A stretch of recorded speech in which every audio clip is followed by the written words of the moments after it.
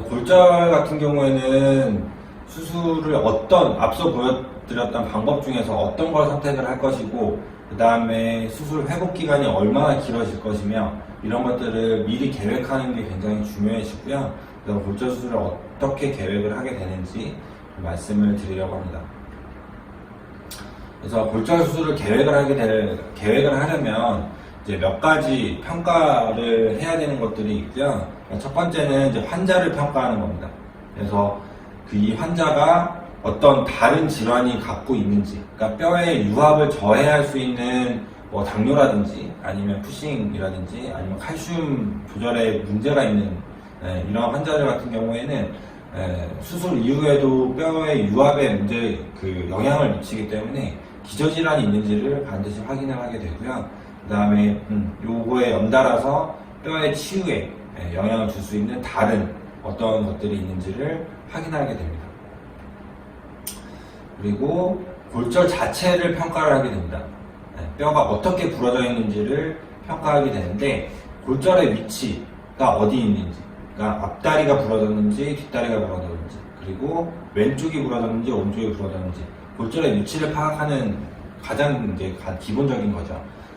그리고 나서 뼈 자체의 골절이 어느 부위에 일어나는지를 확인하게 됩니다. 그래서 첫 번째 보시면은 관절 부분에 뼈가 골절이 되어 있는지, 아니면 뼈 몸통 끝부분, 요 뼈가 이렇게 길게 있을 때 뼈 끝부분, 요 부분, 그리고 요 밑에서는 요 부분, 여기 파란색으로 보이시는 여기가 이제 보통 말하는 이제 성장판을 의미를 하는데, 요 성장판을 포함한 이쪽 부분에 골절이 있는지를 확인하게 되고요.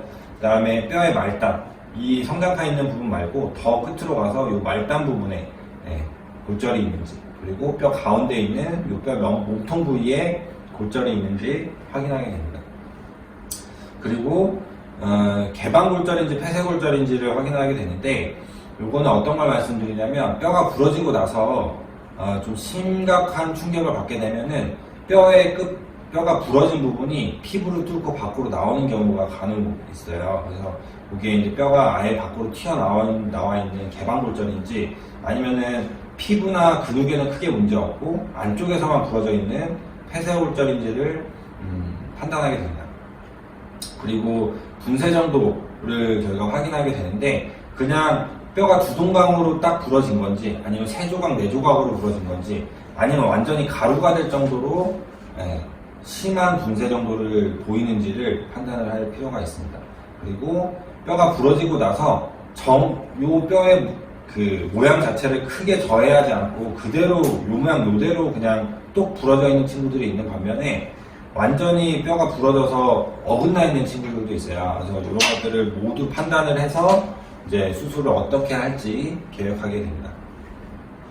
그리고 요거는 이제 메카니컬 팩터라고 해서, 그러니까 물리적인 요소들을 저희가 확인을 하게 돼요. 여기 1점부터 10점까지 단계별로 이제 점수를 매기게 되고, 이쪽 점수가 낮을수록 그 위험도가, 골절 수술을 할 때 위험도가 올라가는 거고, 점수가 높을수록 이제 위험도가 낮은 걸 보여주고 있고요. 보시면은 뼈에 이제 골절이 어떤 모양으로 됐는지에 따라서도 사실 이 점수를 나누게 돼요. 그래서 그냥 단순하게 이렇게 골절됐는지, 완전히 이렇게 박살이 나서 분쇄가 너무 심할 정도로 골절이 되는지에 따라서 점수를 매기게 되고, 그다음에 여기 밑에 보시면은 다리 한 군데만 부러졌는지 아니면 여러 군데 다리가 부러졌는지도 확인을 하게 되고요. 그 다음에 대형견일수록, 소형견보다 대형견일수록 요 물리적인 요소에 대한 점수가 낮아지게 됩니다.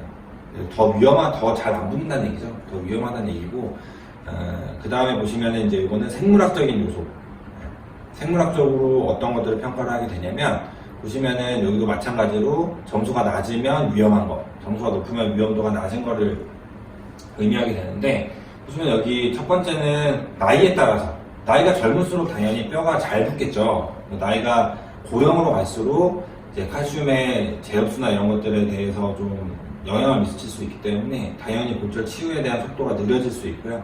그 다음에 건강 상태에 따라서 달라질 수 있고, 그 다음에 주변에 이제 근육이나 피부의 손상 정도에 따라서도 달라질 수 있고요.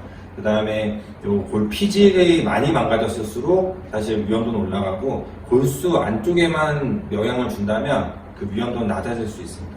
그리고 여기 하이 벨로시티, 로우 벨로시티가 나오지만 더 강한, 더 빠른 속도로 그 부딪혀서 더 강한 속도로 그 영향을 주게 되면 뼈 자체, 뼈 안쪽이나 바깥쪽에 있는 혈관들이나 이제 근육이나 이런 데도 손상이 훨씬 심해지기 때문에 이제 골절 치유에 있어서 악영향을 미친다고 할 수 있고, 그래서 이런 여러 가지들 생물학적인 평가를 해서 저희가 점수를 또 매기게 됩니다.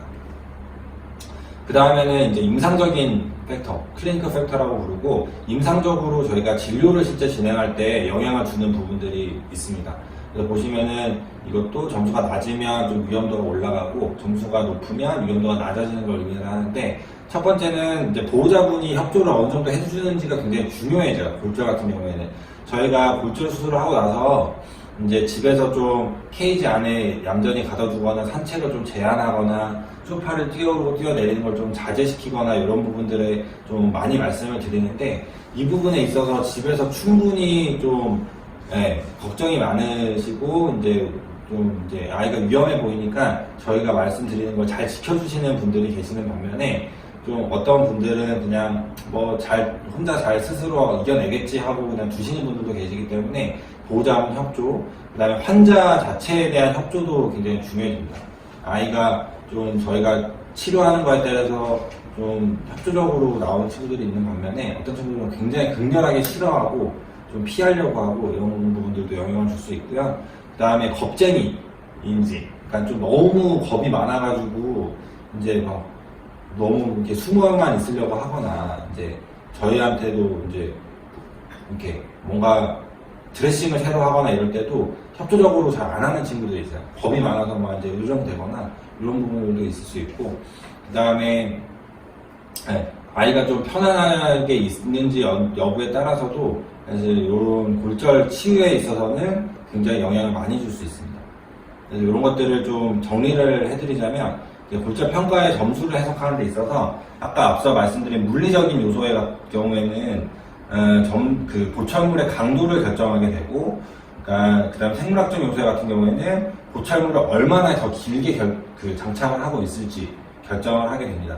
보시면은 앞서 말씀드린 것처럼 점수가 낮을 때, 점수가 낮다는 거는 골절 치유되는 데 있어서 위험도가 있다는 거죠. 위험도가 높다는 걸 의미를 하고, 그래서 물리적인 요소 같은 경우에는 완전 분쇄 골절, 그리고 여러 군데 골절, 그리고 대형견일 때, 그리고 생물학적 요소는 나이가 많거나 건강 상태가 좋지 않을 때, 그리고 뭐 임상적으로는 이제 보호자나 환자가 좀 비협조적일 때 이제 낮은 점수를 얻게 되는데, 이럴 때는 이제 물리적이나 생물학적으로 둘 다 이제 좋지 않은 상황이기 때문에 보철물의 강도도 그렇고 보철물을 장착하고 있는 기간도 사실 좀 더 길어질 필요가 있습니다. 보시면은 플레이트도 좀 더 긴 거를 선택을 하게 되고, 아니면 플레이트만으로도 불안하면 플레이트랑 이제 골수 안에다가 집어넣는 핀까지 넣게 되는 이 조합을 사용할 때도 있고,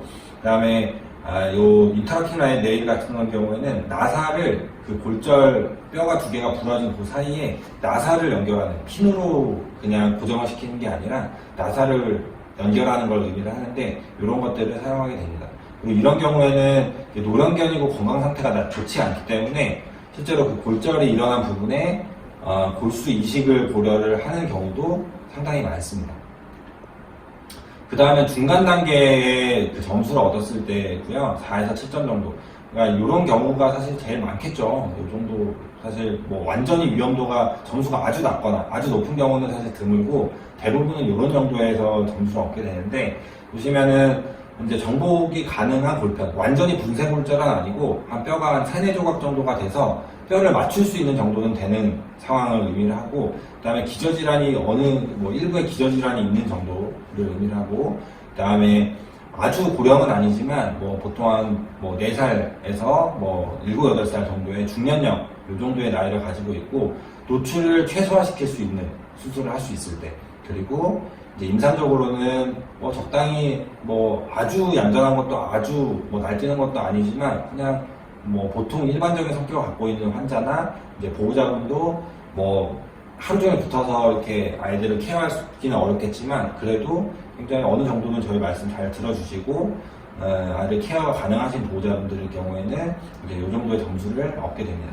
이럴 때는 플레이트, 일반적인 플레이트나 IM핀, 아까 골수 안에 고정시키는 핀이나 아니면 외고정을 조합하는 방법을 사용하게 되고요. 인터라킹 네일 같은 경우에 나사를 박는 수술 같은 경우에는 고려를 할 수 있습니다.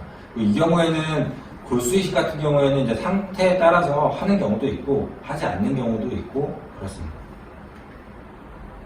그리고 마지막으로 이제 점수가 굉장히 높을 때 아주 하이스코어를 보이고 있을 때는 어떤 상황이냐면 그냥 단순 골절, 뼈가 그냥 하나의 뼈가 두 동강 정도만 나고 그다음에 작은 아이들일 때 그리고 나이가 어리기 때문에 굉장히 치유가 빠르고 굳이 그 골절이 된 부분을 노출시키지 않고도 수술하는 경우가 있거든요. 그래서 뼈가 많이 움직이지 않고 그냥 부러진 그 라인만 보이고 크게 움직이지 않았을 때는 저희가 그냥 그 골절된 부위를 아예 노출시키지 않고 수술하는 경우도 있어요. 이런 경우. 그 다음에 굉장히 학술적인 보호자분이나 환자 같은 경우에는 골절 평가 점수 자체가 굉장히 높아지게 됩니다. 이런 경우에는 좀 앞서 말씀드린 플레이트나 이런 그 골수강 내에 고정하는 핀이나 이런 것들을 굳이 사용하지 않는 경우도 많고요. 그냥 외고정이나 와이어 정도로만 그냥 고정을 해서 빨리 치유가 될 수 있도록 저희가 수술을 하고 있고 골수 이식은 거의 필요하지 않습니다. 대부분이 이제 폐쇄 정복을 하기 때문에 골수 이식이 필요하지 않고 물론 폐쇄 정복 그러니까 그 노출시키지 않기 때문에 당연히 치유도 훨씬 빠르게 됩니다.